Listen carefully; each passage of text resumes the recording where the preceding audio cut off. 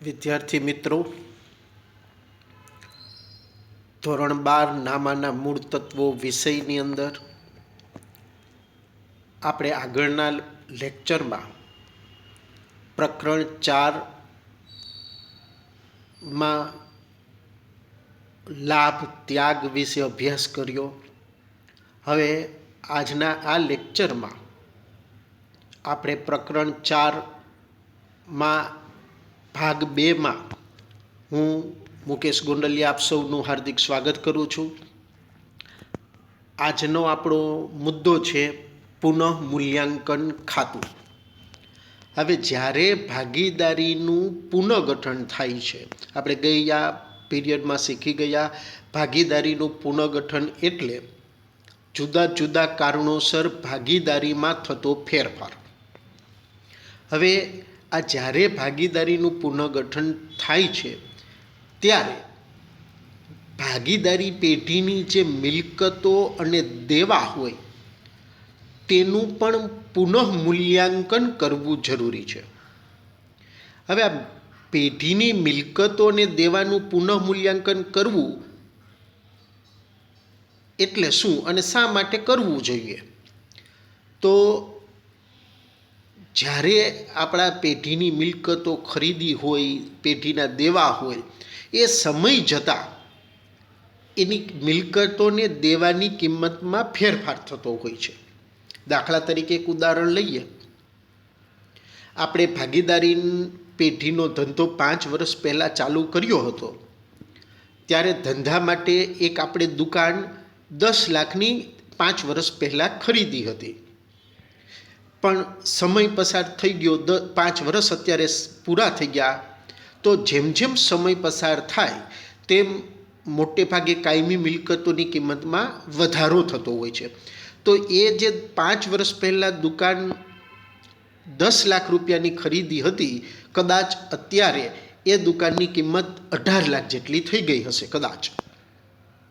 તો આપણે જ્યારે ખરીદી હતી 10 લાખમાં, તો ત્યારે હિસાબી ચોપડે એ દુકાનની કિંમત 10 લાખ તરીકે દર્શાવેલી હોય છે. પરંતુ અત્યારે 5 વર્ષ સમાપ્ત થયા, એ દુકાનની ખરેખર બજાર કિંમત 18 લાખ થઈ ગઈ છે. તો હવે એ અત્યારની કિંમત ચોપડે દર્શાવવા માટે દર્શાવવી જોઈએ. પહેલાં 10 લાખ હતી, હવે વધીને 18 લાખ થઈ ગઈ છે. તો હવે હિસાબી ચોપડે એ દુકાન છે એ અત્યારની વર્તમાન કિંમતે દર્શાવવી જોઈએ.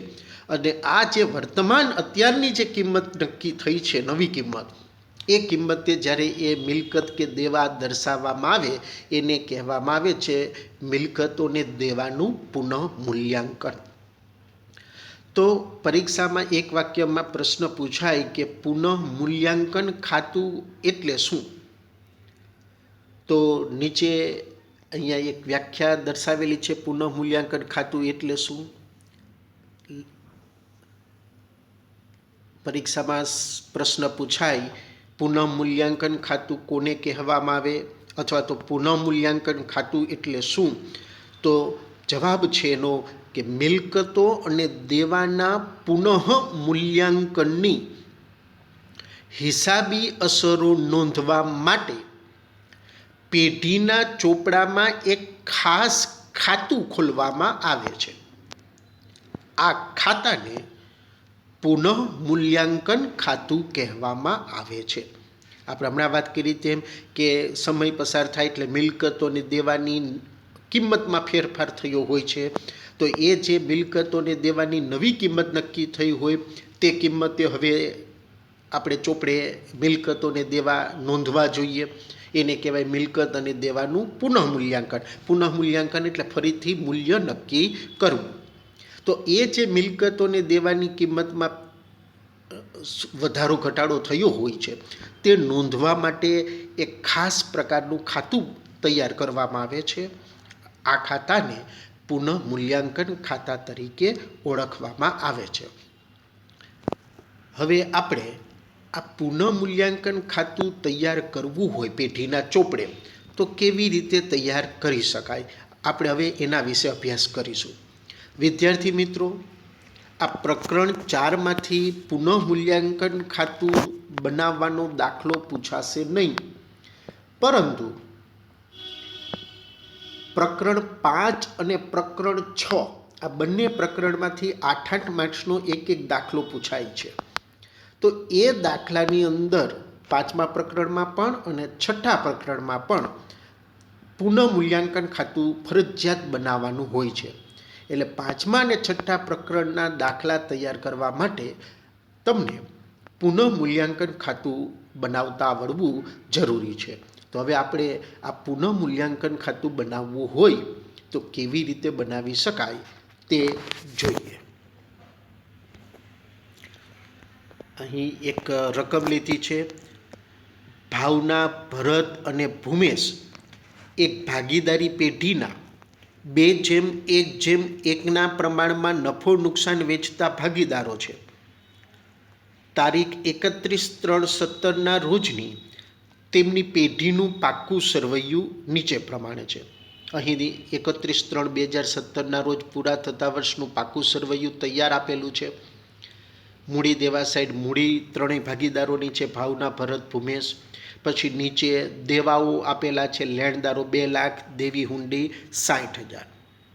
મિલકત બાજુ જમીન 5 લાખ, મકાન 8 લાખ, યંત્રો 4 લાખ, ફર્નિચર 50,000, રોકાણો 50,000, દેવાદારો 1 લાખ, લેણી હુંડી 30,000, રોકડ શિલક 20,000, બેંક શિલક 50,000. તો આ રીતનું પાક્કું સરવૈયું આપેલું છે. હવે આ જે પાકા સરવૈયું આપેલું છે, આપણે પુનઃમૂલ્યાંકન ખાતું બનાવતી વખતે 2 પ્રકારની બાબતો ધ્યાનમાં લેવાની હોય છે. એક મિલકતો અને બીજું દેવા. આપણે હમણાં જ પુનઃમૂલ્યાંકનની વ્યાખ્યા પણ શીખી ગયા. પુનઃમૂલ્યાંકન ખાતું કોને કહેવાય? કે મિલકતોને દેવાની કિંમતમાં જે ફેરફાર થાય છે એ ફેરફાર નોંધવા માટે જે ખાતું તૈયાર કરવામાં આવે છે તેને પુનઃમૂલ્યાંકન ખાતું કહેવામાં આવે છે. એટલે આ પાકા સરવૈયામાં જે મિલકતો અને દેવાની વિગત આપેલી છે, આપણે માત્ર તે જ ધ્યાનમાં લેવાની છે. અહીં પાકા સરવૈયામાં જે મિલકતો અને દેવાની કિંમત આપેલી છે એ જૂની કિંમત કહેવાય. હવે એ મિલકતો અને દેવાની કિંમતોમાં ક્યાં કેટલો ફેરફાર થયો તે નીચે હવાલા સ્વરૂપે આપેલું હોય છે. તો જુઓ, નીચે ઉપરોક્ત પાકા સરવૈયાની તારીખે ભાગીદારોએ મિલકતો અને દેવાનું પુનઃમૂલ્યાંકન કરવાનું નક્કી કર્યું. આ અંગેની માહિતી નીચે મુજબ છે. એટલે કે મિલકતો અને દેવાનું જે પુનઃમૂલ્યાંકન એટલે કે નવી કિંમત નક્કી કરી, તો જે મિલકત અને દેવાની નવી કિંમતો નક્કી થઈ એની માહિતી નીચે આપેલી છે. નંબર 1 છે જમીનની કિંમત ₹7 લાખ ગણવી. નંબર 2 મકાનની કિંમતમાં ₹1 લાખનો વધારો કરવો. નંબર 3 યંત્રોની બજાર કિંમત ₹2,50,000 છે, જે ચોપડે લાવવાનું નક્કી કરેલ છે. નંબર 4 દેવાદારો પર 20% લેખે ઘાલખાત અનામતની જોગવાઈ કરો. નંબર 5 લેણદારોને ₹10,000 હવે ચૂકવવાના રહેતા નથી. નંબર 6 મળવાની બાકી આવક ₹5,000 અને ચૂકવવાના બાકી ખર્ચા ₹3,000ની નોંધ કરવાની બાકી છે. ઉપરની માહિતી પરથી ભાગીદારી પેઢીના ચોપડે પુનઃમૂલ્યાંકન ખાતું તૈયાર કરો. તો વિદ્યાર્થી મિત્રો, મિલકતોને દેવાનું પુનઃમૂલ્યાંકન કર્યું એટલે મિલકતોને દેવાની અત્યારની વાસ્તવિક કિંમત નક્કી કરી. તો એ જે નવી કિંમતો નક્કી થઈ કે નવો જે કંઈ મિલકતોને દેવામાં ફેરફાર થયો તેની માહિતી આ 1 થી 6 હવાલામાં આપેલી છે. હવે પાકા સરવૈયામાં ને અંદર આ 6 હવાલા સિવાયની મિલકતો ને દેવા પણ હશે. તો એનું શું કરવાનું? તો વિદ્યાર્થી મિત્રો, આ જે 6 હવાલામાં મિલકતોને દેવાની જે સૂચના આપેલી છે, માત્ર એટલી મિલકતોને દેવાની જ કિંમતમાં ફેરફાર થયો છે. આ હવાલા સિવાયની જે કંઈ મિલકતો કે દેવા પાકા સરવૈયામાં આપેલા હશે એમાં કોઈ ફેરફાર થયો નહીં હોય. એટલે આપણે પુનઃમૂલ્યાંકન ખાતું તૈયાર કરતી વખતે જેટલી મિલકતોને દેવાઓમાં ફેરફાર થયો હોય તેટલી મિલકતોને દેવાને જ ધ્યાનમાં લેવાના છે. ટૂંકમાં કહું તો આ જે 6 હવાલા આપેલા છે એ 6 હવાલાની વિગત જ આપણે પુનઃમૂલ્યાંકન ખાતું બનાવતી વખતે ધ્યાનમાં લેવાની છે. તો આ રકમ ઉપરથી હવે આપણે પુનઃમૂલ્યાંકન ખાતું બનાવશું. પુનઃમૂલ્યાંકન ખાતું બનાવતા પહેલાં ફરી એક વખત યાદ કરાવી દઉં. આપણે હમણાં જ શીખી ગયા કે પુનઃમૂલ્યાંકન ખાતામાં શું નોંધવામાં આવે છે વ્યાખ્યાની અંદર. તો કે પેઢીની મિલકતો અને દેવાની કિંમતોમાં જે ફેરફાર થાય એમાં શબ્દ તો પુનઃમૂલ્યાંકન કરવામાં આવે. તો આપણે પુનઃમૂલ્યાંકન કરવું એનો મતલબ એની કિંમતોમાં ફેરફાર થાય. તો એ પેઢીની મિલકતોની દેવાની કિંમતમાં જે વધારો કે ઘટાડો થાય એ વધારો કે ઘટાડો દર્શાવવા માટે જે ખાતું તૈયાર કરવામાં આવે છે એ ખાતાને પુનઃમૂલ્યાંકન ખાતું કહેવામાં આવે છે. એટલે આપણે જ્યારે હવે હમણાં પુનઃમૂલ્યાંકન ખાતું બનાવશું ત્યારે જે મિલકતોને દેવામાં જે વધારો કે ઘટાડો થયો હોય આપણે તે બાબતો જ ધ્યાનમાં લેવાની છે. હવે આ પુનઃમૂલ્યાંકન ખાતું તૈયાર કરવા માટે કેવી રીતે બનાવશું? તો એના માટે તમારે માત્ર આ 2 વાક્ય યાદ રાખવાના છે. ખાસ યાદ રાખજો વિદ્યાર્થી મિત્રો, આવા 2 વાક્યો તમને કોઈ જગ્યાએ શીખવા નહીં મળે. માત્ર તમે આ 2 વાક્યોની મદદથી પુનઃમૂલ્યાંકન ખાતું બનાવવાનું શીખી જશો. પહેલું વાક્ય છે, જો આપણે સુખી થઈએ તો પુનઃમૂલ્યાંકન ખાતું જમા થાય. એક વાક્ય યાદ રાખવાનું છે કે જો આપણે સુખી થઈએ તો પુનઃમૂલ્યાંકન ખાતું શું કરવાનું છે? જમા. અને બીજું વાક્ય છે કે જો આપણે દુઃખી થઈએ, બીજું વાક્ય છે જો આપણે દુઃખી થઈએ તો પુનઃમૂલ્યાંકન ખાતું ઉધાર થશે.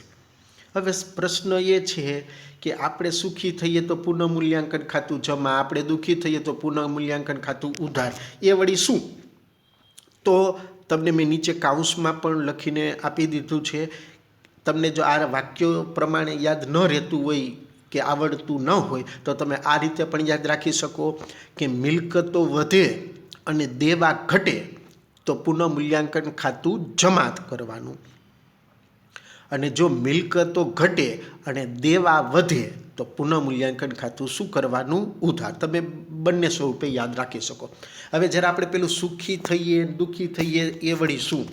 તો આપણે હમણાં જ વ્યાખ્યામાં જોઈ ગયા કે પુનઃમૂલ્યાંકન ખાતામાં મિલકતોને દેવાની કિંમતમાં જે વધઘટ થતી હોય તે નોંધવા માટે જ પુનઃમૂલ્યાંકન ખાતું બનાવીએ છીએ. તો મિલકતોની જો કિંમત વધે, દાખલા તરીકે આપણું મકાન 10 લાખનું હોય અને 18 લાખનું થઈ જાય તો 8 લાખનો વધારો થયો, મિલકત વધે, આપણે શું થવાના? સુખી. એવી રીતે દેવામાં ઉલટું હોય. દેવા એટલે કોઈને રૂપિયા ચૂકવવાના હોય. હવે માની લો કે 5 વર્ષ પહેલાં કોઈને આપણે 10 લાખ આપવાના હતા, હવે એની જગ્યાએ 4 લાખ જ આપવાના બાકી રહ્યા, તો દેવું જેમ જેમ ઘટે એમ આપણે શું થશું? સુખી. ટૂંકમાં મિલકતો વધે, દેવા ઘટે તો આપણે શું થઈએ? સુખી. એનાથી ઓપોઝિટ મિલકત ઘટે, દાખલા તરીકે આપણી પાસે 2 દુકાનો હોય અને ધંધામાં ખોટ જાય ને બંને દુકાનોમાંથી એક દુકાન વેચાઈ જાય, મિલકતમાં શું થયો? ઘટાડો. મિલકત વેચાઈ જાય તો આપણે શું થશું? દુઃખી. બરાબર. એનાથી વિરોધી દેવામાં, દેવા જેમ વધે, દાખલા તરીકે પહેલાં 2 વર્ષ પહેલાં આપણે 5 લાખ કોઈ પાસેથી ઉછીના નાણાં લીધા હતા, પાછી રૂપિયાની જરૂર પડી, બીજા પાછા 7 લાખ ઉછીના લીધા, એટલે પહેલાં દેવું હતું 4 લાખ ઉછીના લીધા હતા, એટલે 4 લાખનું પાછા બીજા 7 લાખ ઉછીના લીધા, એટલે હવે દેવું ચૂકવવાનું કેટલું થઈ ગયું? 11 લાખ. તો દેવું જેમ જેમ વધે આપણે શું થશું? દુઃખી, કેમ કે આપણે ચિંતા થશે રૂપિયા ચૂકવવાની.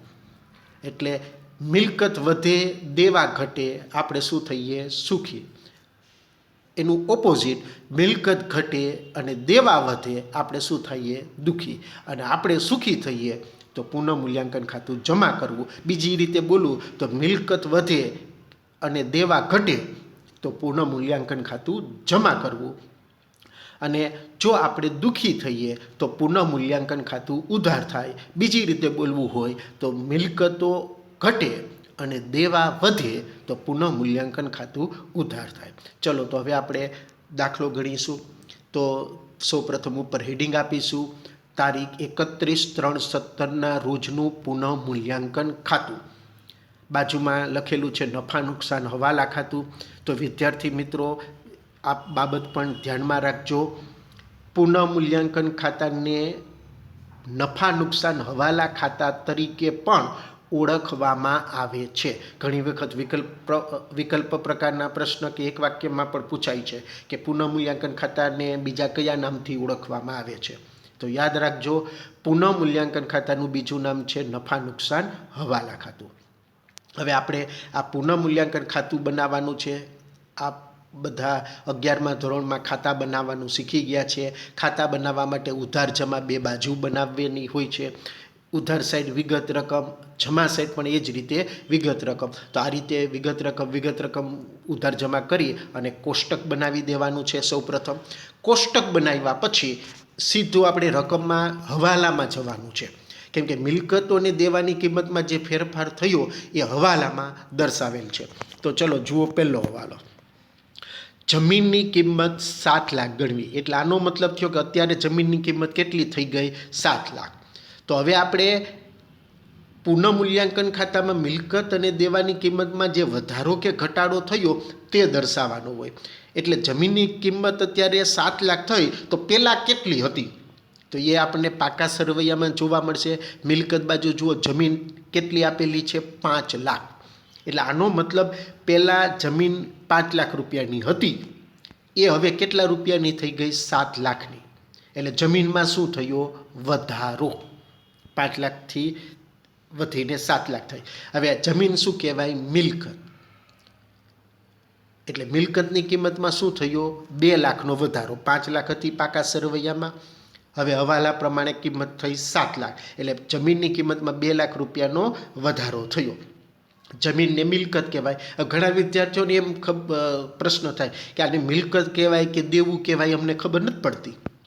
તો વિદ્યાર્થી મિત્રો, તમારે જરાય ચિંતા કરવાની જરૂર નથી. પાકા સરવૈયામાં જો લખીને જ આપ્યું છે. આ બાજુ મૂડી દેવા લખેલું છે, જુઓ.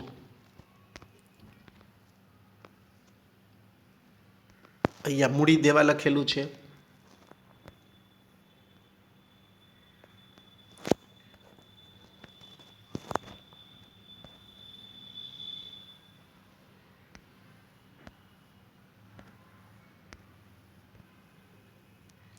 અહીં લખેલું છે મિલકત લેણા.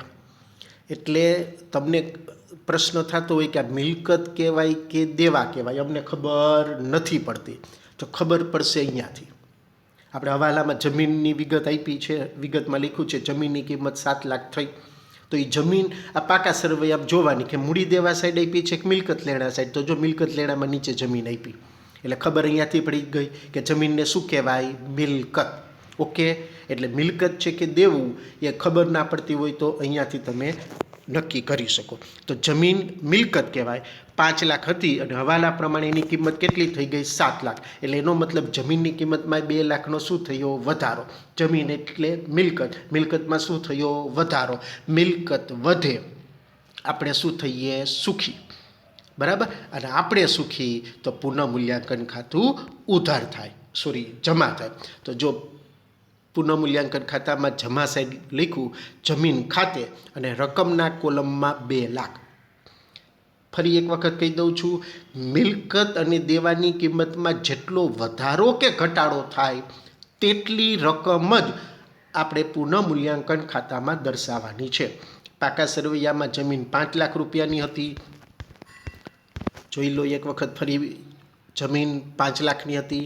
હવાલામાં જમીનની કિંમત કેટલી નક્કી થઈ? 7 લાખ. એટલે કેટલા રૂપિયાનો વધારો થયો? 2 લાખ. તો જેટલો વધારો કે ઘટાડો થાય તેટલી જ કિંમત પુનઃ મૂલ્યાંકન ખાતામાં દર્શાવવાની. એટલે મિલકતમાં વધારો થયો, મિલકત વધે, આપણે સુખી, અને આપણે સુખી, પુનઃ મૂલ્યાંકન ખાતું શું થશે? જમા. એટલે માલ મિલકત પુનઃ મૂલ્યાંકન ખાતામાં જમીન ખાતે શબ્દ લખી અને રકમના ખાનામાં 2 લાખ. ચલો હવે બીજો હવાલો જોઈએ. આપણે માત્ર હવાલાને ધ્યાનમાં લેવાના છે. મકાનની કિંમતમાં ₹1 લાખનો વધારો કરવો. જો મિત્રો અહીંયા આપણે પાકા સરવૈયામાં મકાન કેટલી રકમનું હતું એ જોવાની જરૂર નથી, કેમ કે અહીંયા તમને સ્પષ્ટ લખી દીધું કે 1 લાખનો વધારો કરવો. બરાબર, આપણે પુનઃમૂલ્યાંકન ખાતામાં કેટલો વધારો થયો કે કેટલો ઘટાડો થયો તે રકમ જ ધ્યાનમાં લેવાની હોય. મેં જમીન વખતે પાકા સરવૈયામાં જમીન શા માટે ચેક કરી? કેમ કે તમને હવાલામાં જમીનમાં કેટલો વધારો થયો કે ઘટાડો થયો એ સૂચના આપી નહોતી. એમાં ખાલી એવું કીધું કે જમીનની કિંમત 7,000 હવે થઈ, એટલે મારે વધારો થયો કે ઘટાડો એ ચેક કરવા પાકા સરવૈયામાં જમીનની કિંમત જોવી પડી 5 લાખ. પણ અહીંયા બીજા હવાલામાં તો સૂચના એવી આપી કે મકાનની કિંમતમાં 1 લાખનો વધારો કરવો, એટલે અહીંયાથી જ ખબર પડી ગઈ પાકા સરવૈયામાં જોવાની જરૂર નથી કે મકાનમાં કેટલો વધારો થયો 1 લાખ. મકાન શું કહેવાય? મિલકત. ના ખબર પડે તો જો મિલકતમાં નીચે મકાન આપ્યું છે, એટલે મિલકતની કિંમતમાં 1 લાખનો વધારો થયો. મકાન મિલકત કહેવાય, મિલકત વધી. બરાબર, 1 લાખનો વધારો કરવાનો છે, મિલકત વધે, આપણે સુખી તો પુનઃમૂલ્યાંકન જમા. એટલે જમા સાહેબ જો લખ્યું મકાન ખાતે, અને રકમમાં ફરી એક વખત કહી દઉં, જેટલો વધારો કે ઘટાડો થતો હોય તેટલી રકમ. મકાનમાં 1 લાખ રૂપિયાનો વધારો થયો એટલે મકાન ખાતે 1 લાખ રૂપિયા. ત્રીજો હવાલો છે યંત્રોની બજાર કિંમત 2,50,000 છે, જે ચોપડે લાવવાનું નક્કી કરેલ છે. જો અહીંયા પાછું વધારો થયો કે ઘટાડો એ નથી લખ્યું, યંત્રોની કિંમત 2,50,000 થઈ એવું લખ્યું. જો વધારો ઘટાડો શબ્દ ન હોય એટલે આપણે પાકા સરવૈયામાં ચેક કરવું પડે કે ભાઈ યંત્રોની જૂની કિંમત કેટલી હતી. તો પાકા સરવૈયામાં જુઓ યંત્રોની કિંમત કેટલી આપેલી છે? 4 લાખ. હવે અત્યારે એની કિંમત કેટલી થઈ? હવાલામાં જુઓ 2,50,000. એટલે 4 લાખ હતી યંત્રોની કિંમત, એ ઘટીને 2,50,000 થઈ. એટલે યંત્રોની કિંમતમાં શું થયો? ઘટાડો. કેટલા રૂપિયા ઘટાડો થયો? તો કે 4 લાખ હતા એ હવે થઈ ગયા 2,50,000. એટલે કેટલા રૂપિયાનો ઘટાડો થયો? 1,50,000. હવે યંત્ર એટલે મિલકત, મિલકતમાં શું થયું? ઘટાડો. મિલકત ઘટે, આપણે દુઃખી થઈએ. આપણે દુઃખી તો પુનઃમૂલ્યાંકન ખાતું શું થશે? ઉધાર. એટલે પુનઃમૂલ્યાંકન ખાતામાં ઉધાર બાજુ જુઓ યંત્ર ખાતે, અને કેટલી રકમનો ઘટાડો થયો? 1,50,000. ત્યાર પછીનો ચોથો વાલો છે દેવાદારો પર 20% લેખે ઘાલખાત અનામતની જોગવાઈ કરો. ચલો આના માટે પાકા સરવૈયામાં જોવું પડે, કેમ કે તમે 11મા ધોરણમાં દેવાદારો પર ઘાલખાત અનામત ગણવાનું શીખી ગયા. તો પાકા સરવૈયામાં મિલકત લેણા સાહેબ દેવાદારો આપ્યા છે 1 લાખ. દેવાદારો આપણા ધંધાની ચાલુ મિલકત કહેવાય. તો દેવાદારો 1 લાખ છે. હવે એના ઉપર કેટલા ટકા ઘાલખાત અનામત ગણવાની સૂચના છે? 20%. તો દેવાદારો 1 લાખ, એના 20% કરો એટલે ઘાલખાત અનામતની રકમ મળશે 20,000. હવે તમે 11મા ધોરણમાં વાર્ષિક હિસાબમાં શીખી ગયા છો કે ઘાલખાત અનામત છે એ દેવાદારોમાંથી બાદ થાય. બરાબર, એટલે અત્યારે દેવાદારો 1 લાખ છે. હવે ઘાલખાત અનામત 20% ગણીશું એટલે દેવાદારો 1 લાખ માઇનસ ઘાલખાત અનામત 20% લેખે 20,000. એટલે હવે દેવાદારો બાકી વધશે કેટલા? 80,000ના જ. એટલે ઘાલખાત અનામત ગણવાથી, ફરી બોલું છું, ઘાલખાત અનામત, અને ત્રીજી વિગત આવે છે દેવાદાર વટાવ અનામત. તમે 11મા ધોરણમાં વાર્ષિક હિસાબમાં શીખી ગયા. તો ઘાલખાત અનામત કે દેવાદાર વટાવ અનામત ગણવાથી દેવાદાર નામની મિલકતમાં ઘટાડો થાય. અને દેવાદાર મિલકત કહેવાય. જો મિલકત લેણામાં આપ્યું છે અને મિલકત ઘટે, આપણે શું થઈએ? દુઃખી. અને આપણે દુઃખી તો પુનઃમૂલ્યાંકન ખાતું શું થશે? ઉધાર. એટલે ઉધાર બાજુ આપણે ઘાલખાત અનામત ગણવાની સૂચના હતી, એટલે વિગતમાં લખ્યું ઘાલખાત અનામત ખાતે, અને 20% કર્યા. દેવાદારો 1 લાખ, એના 20% કર્યા એટલે ઘાલખાત અનામત 20,000. ત્યાર પછીનો હવાલો છે લેણદારોને ₹10,000 હવે ચૂકવવાના રહેતા નથી. ચલો અહીંયા આપણે પાકા સરવૈયામાં ચેક કરવાની જરૂર નથી, સ્પષ્ટ અહીંયા જ લખી દીધું કે હવે લેણદારોને 10,000 ચૂકવવાના નથી. એટલે એનો મતલબ ના સમજ્યા હોય તો જરા આપણે સમજી લઈએ.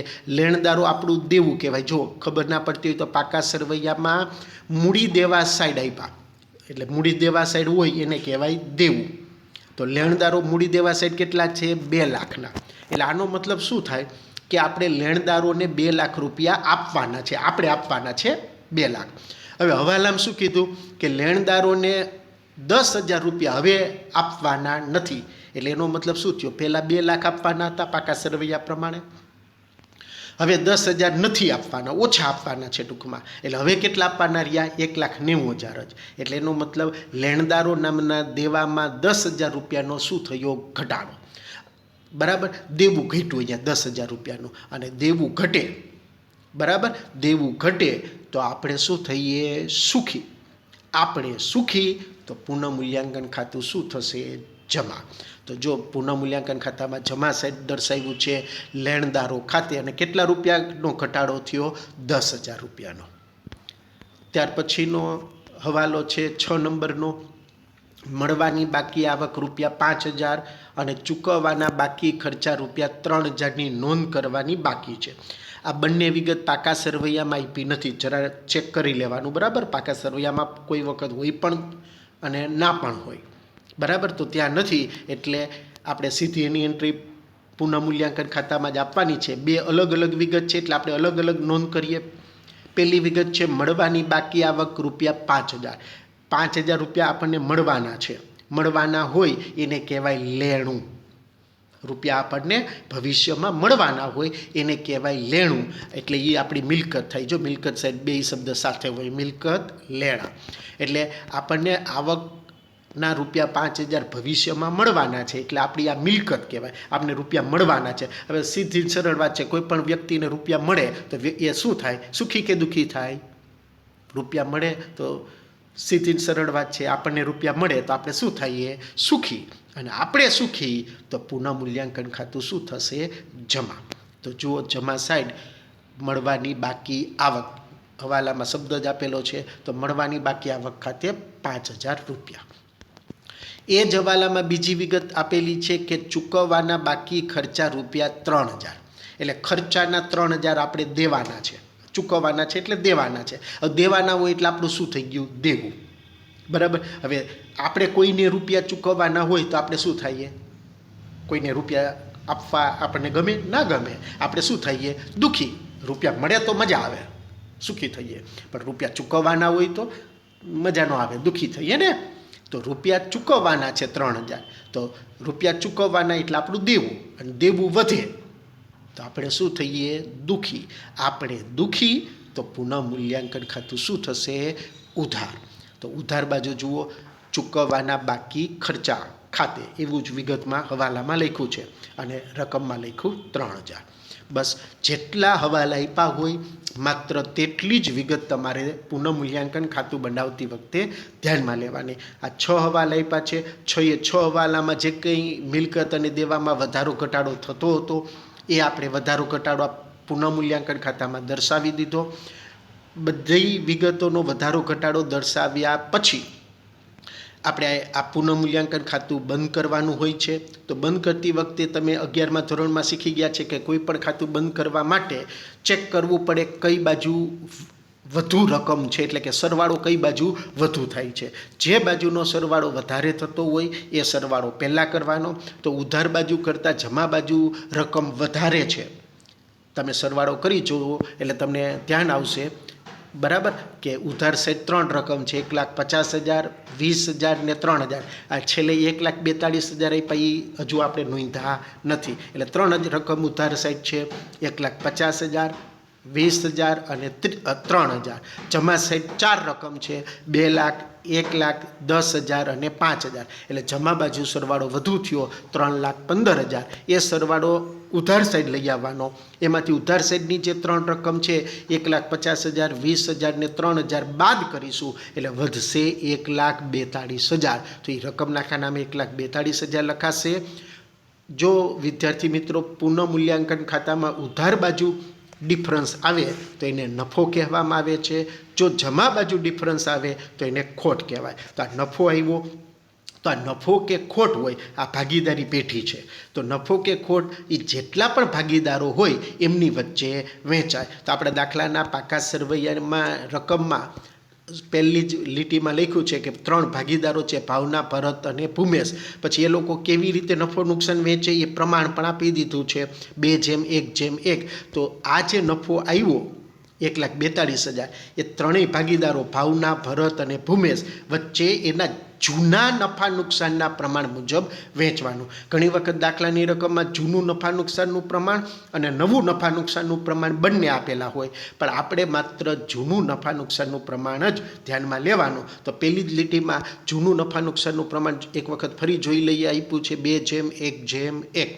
તો આ જે પુનઃમૂલ્યાંકન ખાતામાં 1,42,000 નફો આવ્યો એ 2:1:1 પ્રમાણે વેચી દઈએ એટલે આ રીતે થાય ગણતરી. 1,42,000 ગુણ્યા ભાવના માટે એનું પ્રમાણ છે 2 એટલે 1,42,000 ગુણ્યા 2 ભાગ્યા પ્રમાણનો સરવાળો 2:1:1 સરવાળો 4 એટલે 1,42,000 ગુણ્યા 2 ભાગ્યા 4 એટલે ભાવનાનો જવાબ આવશે 71,000.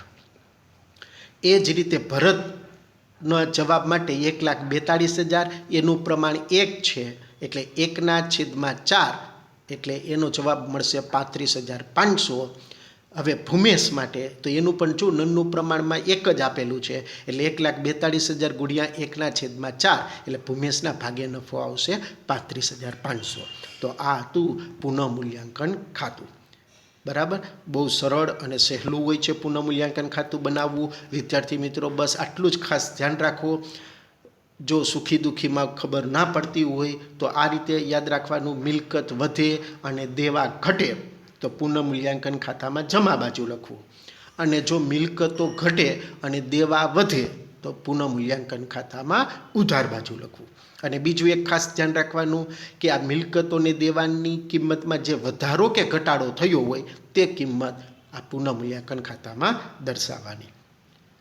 અહીં સુધી આપણે આ લેક્ચર રાખીએ વિદ્યાર્થી મિત્રો. તમને જો આ વિડીયો પસંદ આવ્યો હોય તો મારી આ યુટ્યુબ ચેનલને સબસ્ક્રાઈબ કરવાનું અને આ વિડીયોને લાઈક કરવાનું ચૂકશો નહીં. આભાર વિદ્યાર્થી મિત્રો.